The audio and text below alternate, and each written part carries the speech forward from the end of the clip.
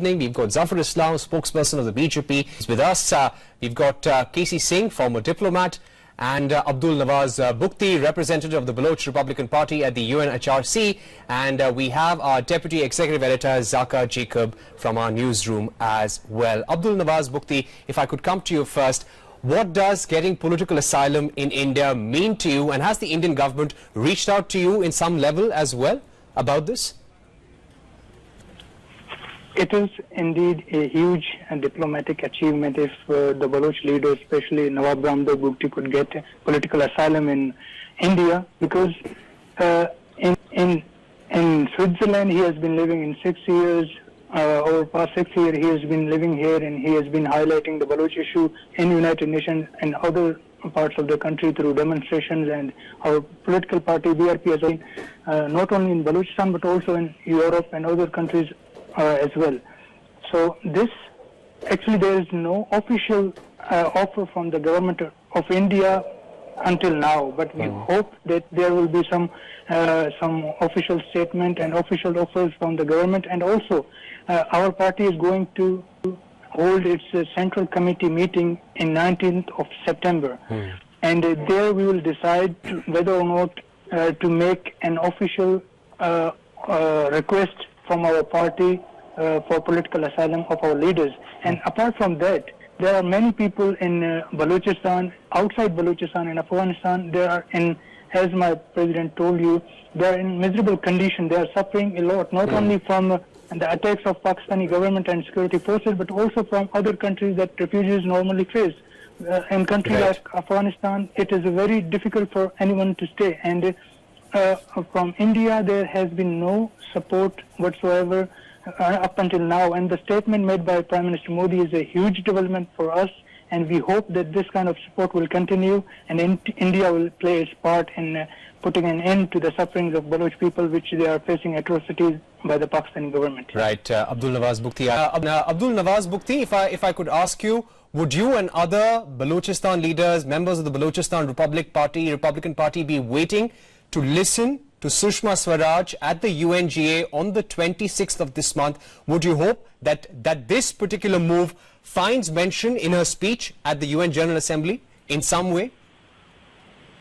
Of course we do, because we have been raising our issue, and we have been hoping for diplomatic support from India and other countries for a long time. And recently, here in Geneva, the Indian mission has spoken about human rights violation in Balochistan and POK, and we have welcomed this step, and we hope that Ms. Sushma Swaraj is also going to take up the issue of Balochistan on General Assembly of the United Nations. So it would be a very big step and a very huge development for the Baloch struggle and the human rights violations that are being committed on a daily basis. So it is the responsibility. We hope India is going to take its responsibility and play its role in highlighting the Baloch issue on such a huge platform. Right. Abdul Nawaz Bukti, you know, we know that there were protests by the Baloch sort of expat community at New York, at the UN, outside the UN a couple of days back. We spoke to Brahmagan Bukti, and he says on the 20th you're planning a big protest.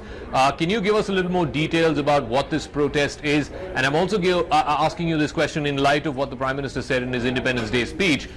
Do you feel at the UN and other international fora, you've been representing your party at the UNHRC, do you feel there's a lot more international attention on this issue this year compared to previous years? Like, are more countries walking up to you and asking you about the plight of your brethren? Absolutely, because there has been never been such support from any country, despite our efforts for years. Like, we have been working in the United Nations Human Rights Council for past 3 years, and many of us are doing that for more than 10 years.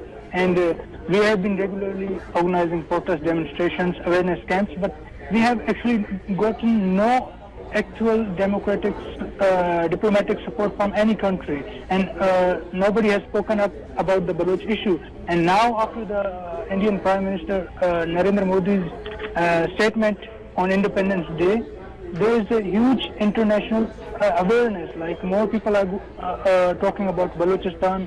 Even if you look at your media, there has been no attention from any media including Indian media. What is happening though back home? I mean, I'm sure you're in touch with your brethren, your friends and family back home in Balochistan. Has this led to any kind of stepping up of reprisal from the Pakistani state, more sort of operations by the Pakistani military trying to crush your voice of dissent, especially in the last month since the Prime Minister made that speech? Exactly. Since the Prime Minister made the speech, since 13th of August to be exact, there has been a military operations going on in every part of Balochistan, especially in Dera Bukti and Nasirabad region, where the Pakistani forces have been using air force, including gunship helicopters and ground forces, the military against civilian populace, and there have been more than 100 people being killed during these up until now, and there was a mass grave discovered in Sui region where 12 of the previously abducted Baloch soldiers were found dumped, and this continues. We are going to highlight more statements at UN Human Rights Council. We hope that India also put the UNHRC will highlight the issue in Balochistan and put some time to end the atrocities being daily. A point as well, Zaka. Abdul Nawaz Bukti, do you feel that by referring to Balochistan and by offering political asylum to leaders from that region, India is making it a part of international discourse? So whenever we have talks with any foreign leader, this is something that India can always bring up, and this is the first step. Of course, it can be a part of discourse by the Indian government, because the way Pakistan is exporting terrorism and using the terrorist activities inside the Indian territory, including the Jammu and Kashmir, they have been doing it openly. I mean, they have been raising the internal issues of India on every international forum, and for Indian part, India has always been silent on the Balochistan issue, and including human rights violation in POK and other regions of Pakistan. But this strategy that has now the Indian government has adopted seems to be a very, very positive development, because Pakistan is, if you say it very frankly, Pakistan is a terrorist state. It has been using terrorism and exporting terrorism to other countries, including to fight U.S. forces in Afghanistan. From the very forces, they receive billions of dollars in aid, and they use terrorism to attack them. The fact Osama bin Laden was discovered in Abbottabad, few miles away from the military headquarters, and also Mullah Umar in Balochistan, where they have made safe havens for terrorists. So it is a well-known fact now. I mean, every country in the world knows that Pakistan has been using terrorism to further its evil agendas. So it is a very positive development that countries like India, and we hope that also United States is going to condition its, at least they can condition the aid to the human rights violations that are happening in Balochistan. Abdul Nawaz Bukti for joining us all from Geneva, and our Deputy Executive Editor Zaka Jacob as well. With that interesting debate, we're taking a short break. Back with much more.